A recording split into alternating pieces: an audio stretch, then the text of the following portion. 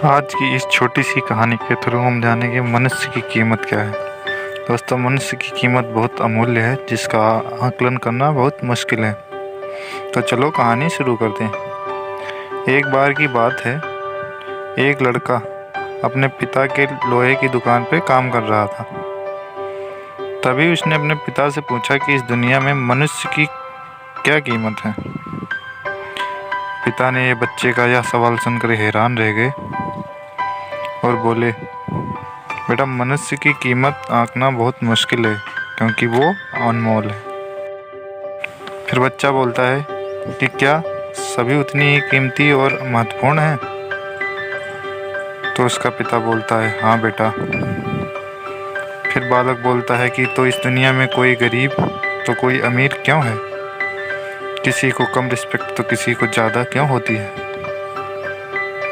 यह सुनकर पिताजी कुछ देर शांत हो गए और बेटे से स्टोर रूम से पड़े एक लोहे की रॉड लाने को कहा।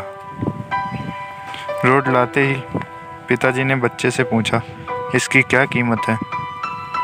बच्चे ने बोला, 200 रुपये पिताजी। फिर उसके पिताजी बोलते हैं, अगर हम इसकी छोटी छोटी कील बना दें तो इसकी क्या कीमत होगी? फिर बालक उत्तर देता है कि अब यह महंगी हो जाएगी और इसकी कीमत लगभग 1000 रुपये हो जाएगी। फिर पिताजी बोलते हैं कि अगर इससे लोहे की स्प्रिंग बना दूं तो? लड़का कुछ देर गणना करता है, फिर एकदम से उत्साहित होकर बोलता है, फिर तो इसकी कीमत बहुत ज़्यादा हो जाएगी।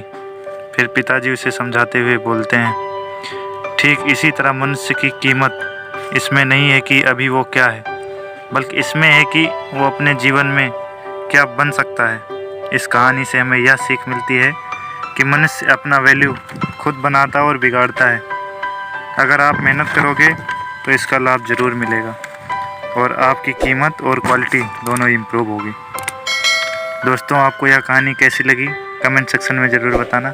धन्यवाद।